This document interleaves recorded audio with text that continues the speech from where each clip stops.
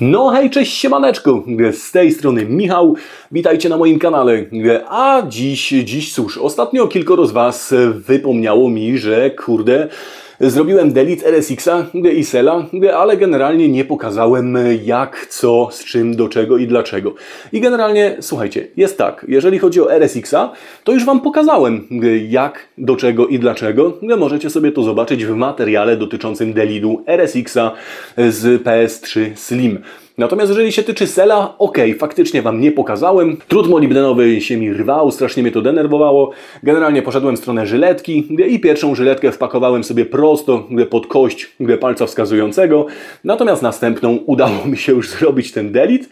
I zasadniczo na koniec Wy tylko zobaczyliście efekt finalny, jak to już jest ściągnięte. Dlatego też dziś szczegółowo na podstawie tej oto tutaj konsolki PS3 Slim pokażę Wam, jak poprawnie, według mojej oceny, ściągnąć czapę IHS-ik z Sela. Jak to zrobić najszybciej, najłatwiej i na miarę możliwości bezpiecznie. Więc nie przedłużając, zaczynajmy.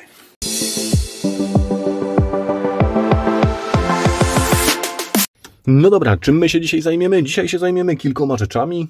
Układami chłodzenia się zajmiemy, ale to później. A przede wszystkim chcę Wam pokazać, jak wykonałem tamten delete. Dlatego, że jakby brakło tej informacji, pokazałem Wam na koniec, że jest zrobione, ale generalnie zostawiłem Was w tej dozie takiej niepewności, niesprawiedliwości. Moglibyście pomyśleć, że gdzieś tam ktoś mi go zrobił, albo na przykład, nie wiem, samo się zrobiło. Generalnie, co tutaj ja zawsze sobie teraz biorę, albo co należy sobie przygotować, w moim wydaniu jest to tutaj taki nożyk, on jest zrobiony z żyletki. Ja generalnie żyletkę sobie wycinam, taki pasek i wycinam sobie go przy pomocy nożyczek, takich zwykłych, przy czym dbam o to, żeby krawędź, która się wygina, czyli ta tutaj do góry, była tutaj od strony IHS-u, a od strony chipu był tutaj gładki element, ponieważ jak tniecie, zawsze się trochę wyszczępia do góry z jednej strony, a z drugiej łagodzi do dołu, więc trzeba dbać o to, żeby to było w ten sposób. Kolejną rzeczą, delikatnie, on się sam wyprofiluje delikatnie, tak jak tutaj widzicie. No i co dalej? Co dalej? Dalej potrzebujecie na przykład WD-40, żeby sobie tutaj usprawnić tą pracę, to ja sobie biorę taki nożyk, polewam WD-40, ewentualnie, żeby tak WD-40 nie marnować, możecie sobie wziąć jakiś pojemniczek, na przykład, ja nie wiem, byle co, już sobie tutaj coś zaraz znajdę.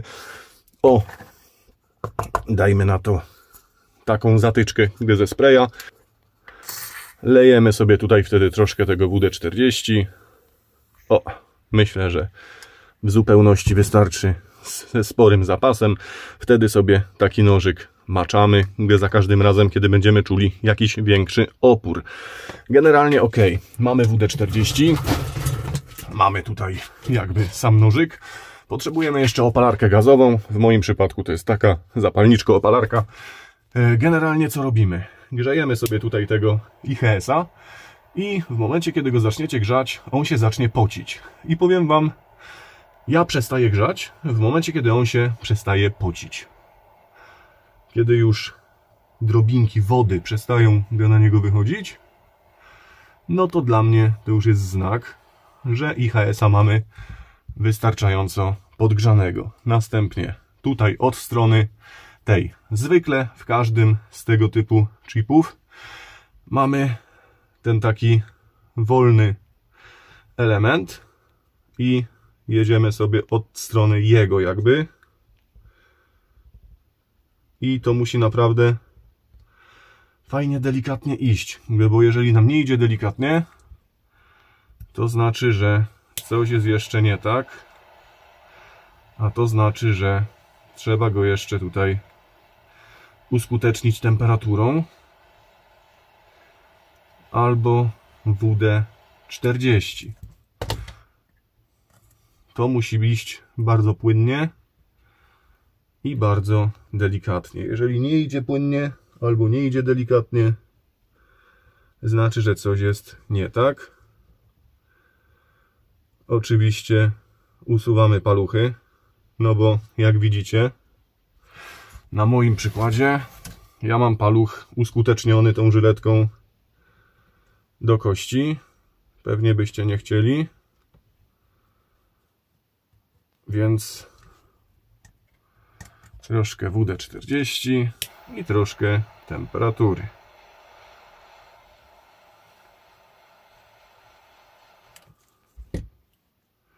Oczywiście nie za dużo wszystkiego. Tak tylko, żeby to delikatnie, płynnie szło.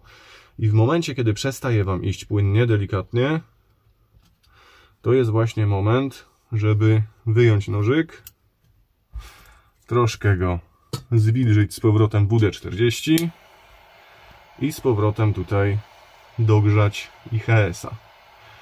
Nie boimy się, nie grzejemy go jakoś przesadnie, ale też staramy się, żeby cały czas płynnie nam szło. Obracamy sobie wedle potrzeby i ciągniemy sobie powolutku, płynnym ruchem do przodu, paluchy z dala. Pamiętajcie, najważniejsze w tym przypadku są ręce. I nie staramy się, nawet jeżeli nam w miarę dobrze idzie, nie staramy się tutaj robić za dużo jednym ruchem, ponieważ to nie jest zabawa na czas. Robimy sobie to powolutku, raczej wolniej jak szybciej, ponieważ tutaj niewiele trzeba, żeby coś uszkodzić, a przecież bardzo byśmy nie chcieli tego zrobić. Wprowadzamy nożyk, znowu paluchy na bok i już niemalże jesteśmy, tak?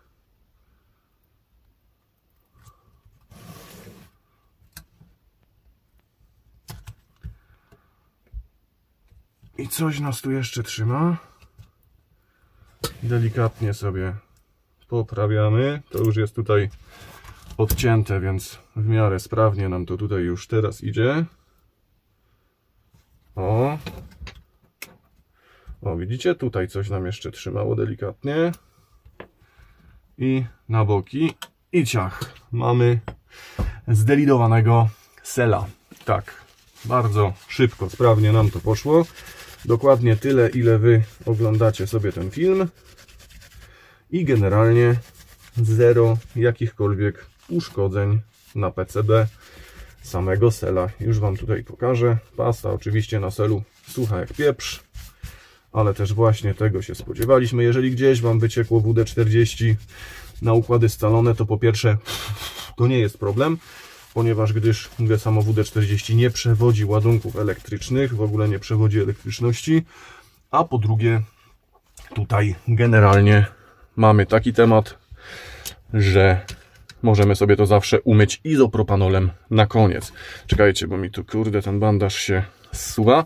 No i zobaczcie, mamy tutaj ładnie zdelidowanego sela, nie ma nawet śladu, że coś się tutaj uszkodziło, więc myślę, że jak najbardziej sposób ok.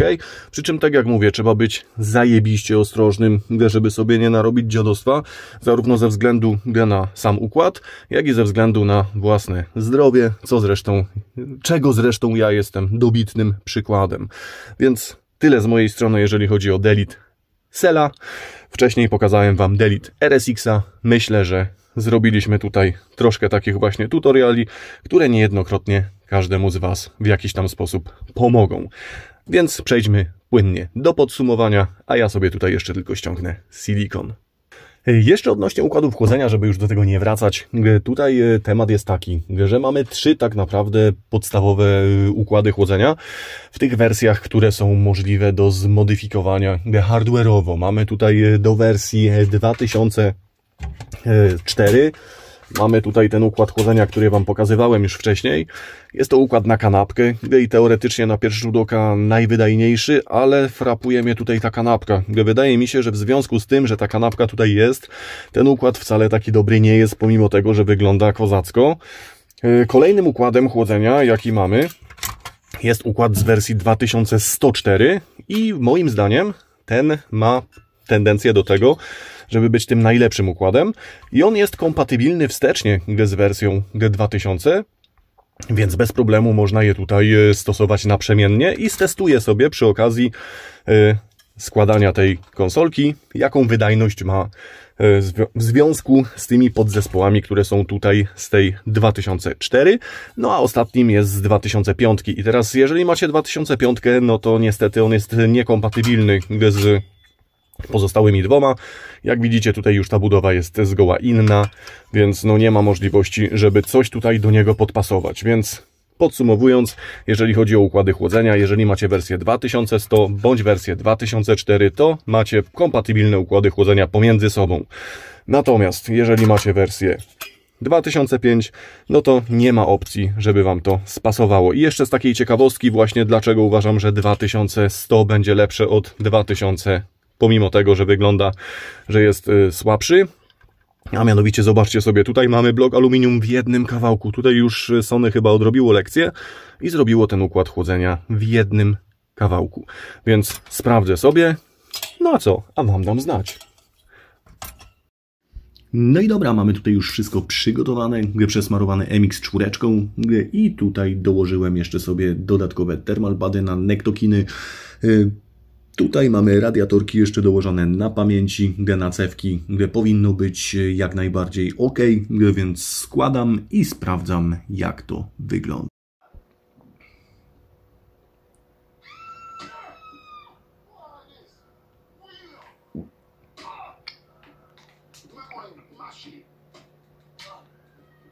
No i co? No i generalnie temat się udał, więc jest dobrze. A teraz jeszcze druga kwestia, kwestia układu chłodzenia.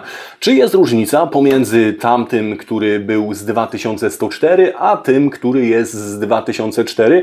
Albo raczej na odwrót, bo w tej chwili 2104 jest właśnie w tej konsolce, a ten kanapkowy, jak widzicie, jest tutaj, leży u mnie odłogiem. Generalnie, czy i jak to wygląda? Spójrzcie tutaj na samą grafikę.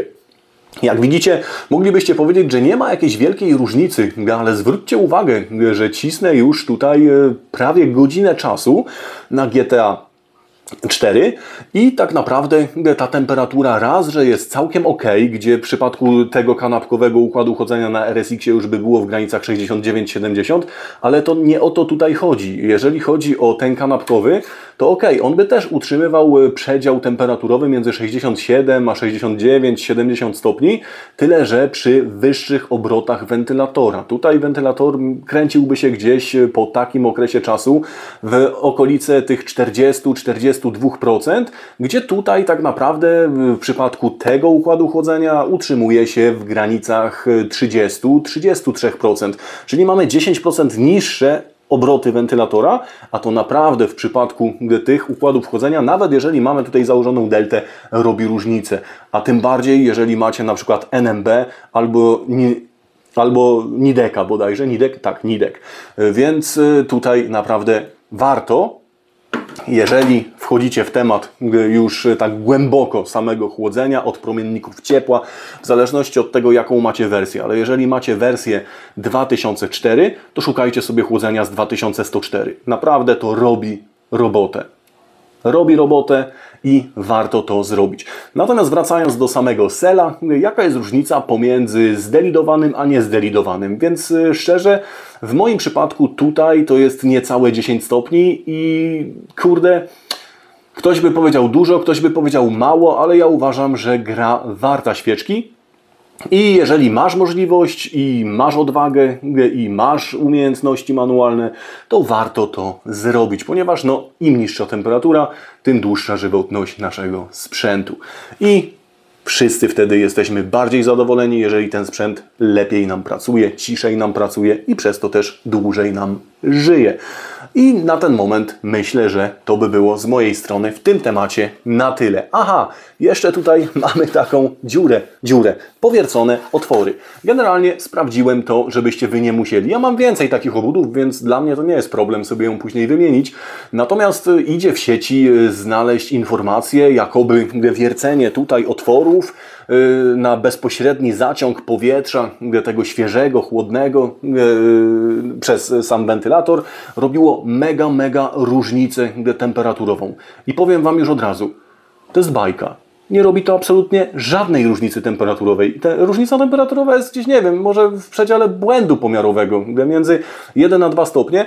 Więc jeżeli gdzieś tam Wam się w głowie świeci pomysł, żeby wywiercić sobie tutaj otwory tylko po to, żeby mieć niższe temperatury w samej konsoli, to nie róbcie tego, bo tak naprawdę nic na tym nie ugracie. Zakładając, że macie całą konsolę wyczyszczoną, wszystkie otwory wentylacyjne drożne, nie potrzebujecie robić sobie takich rzeczy. Nie robi to absolutnie żadnej różnicy. Jest to takie czysto subiektywne 1, góra 2 stopnie Celsjusza przy tych samych obrotach wentylatora, czyli rzecz totalnie bez sensu.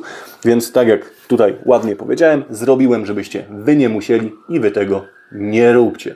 Chyba że robi to jakąś różnicę w przypadku innego wentylatora. W przypadku Delty nie robi to absolutnie żadnej różnicy. I tyle. Co uważacie, zostawcie w komentarzach. Chętnie podejmę wszelkiego rodzaju dyskusje na ten temat. Jak zawsze zresztą, gdy każdemu postaram się odpisać. Natomiast na ten moment z mojej strony to by było na tyle.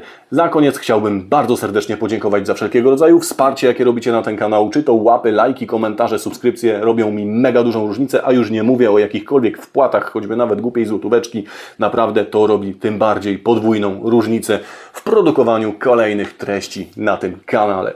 Myślę, że dzięki temu ciągle mocniej mogę się rozwijać, a Wy możecie oglądać coraz to nowe, ciekawe treści.